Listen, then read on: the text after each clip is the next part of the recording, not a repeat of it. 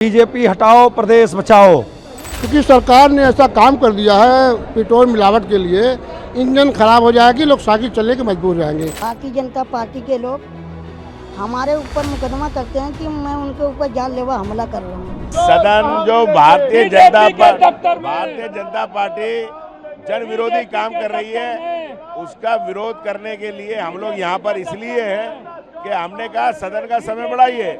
ना सरकार बहस चाहती है, ना सदन का समय बढ़ाने देती है।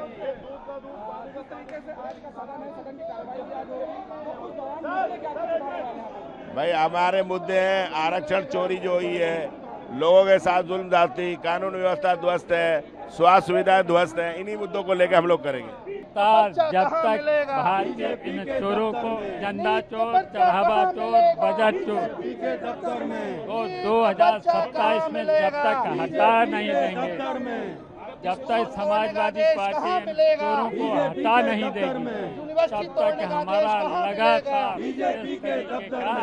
यूनिवर्सिटी तोड़ने का आदेश कहाँ मिलेगा। भारतीय जनता पार्टी जो है, उन्होंने प्रभु श्री राम जी के मंदिर पे चोरी की है, आकर के सदन में उसका जवाब दें। उन्होंने बच्चों के ऊपर लाठियां भाजी हैं, आकर के उसका जवाब दें।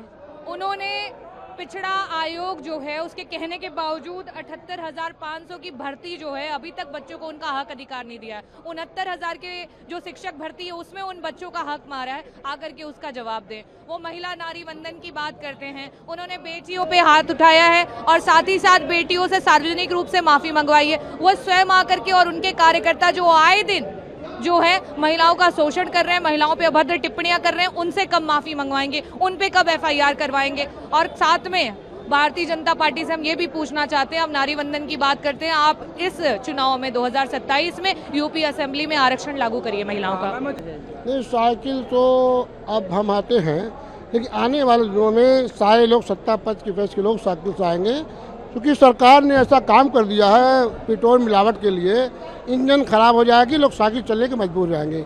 आज सरकार, ये झूठी सरकार, बहरी सरकार, अंधी सरकार, जो वादा किया था किसानों को MSP की गारंटी दो, उसको पूरा नहीं कर रही है। जंतर मंतर में जो समझौता हुआ था छात्रों के साथ, FIR वापस करने के लिए वापस नहीं किया गया है। बिजली का निजी कर रही है, स्मार्ट मीटर के नाम पे लोगों को लूटा जा रहा है, किसानों को, व्यापारियों को। और भदोही का मैं रहने वाला हूँ, भदोही की सड़कें जर्जर है, ख़राब हो गई है। कारपेट व्यवसायी वहाँ से होता है, विदेशी ग्राहक आते हैं, उसको सड़कें खराब हो, उनको ठीक कराने के लिए। अभी आप देख रहे हैं 2.5 फुट के आदमी चांद बाबू, भाजपा के पदाधिकारी ने इनके ऊपर जानलेवा हमले दिखाकर FIR कर दिया है। इनका दोष यही था कि जंतर मंतर में जो धरना चल रहा था, उसके समर्थन में ज्ञान पुस्तकालय में सामने लोग धरना दे रहे थे, ये शामिल हो गए। ये भारतीय जनता पार्टी कहाँ तक जा सकती है, ये आपको कहने की जरूरत नहीं है। देखिए, क्योंकि मैं मुसलमान हूँ, अब मैं ज़्यादा बोलूँगा तो भाजपा वाले हमको घेर देंगे। जनता बोल रही है, उनके लोग बोल रहे हैं, तो मैं बहुत ज़्यादा बोलने की मुझे ज़रूरत नहीं है।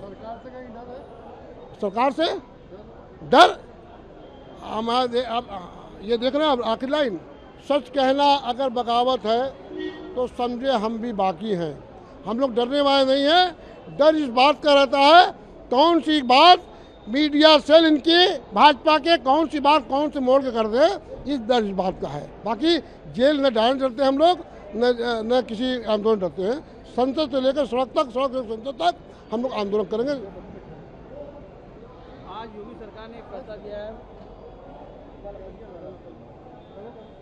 सरकार मदरसे में फंसे और काबिलियत नहीं रहेगी, मानता खत्म। देखिए, योगी सरकार को कोई काम नहीं है किसानों के मुद्दे पे, नौजवानों के मुद्दे पे, छात्रों के मुद्दे पर ध्यान हटाने के लिए मदरसा, हिंदू मुस्लिम और यही सब काम करती है।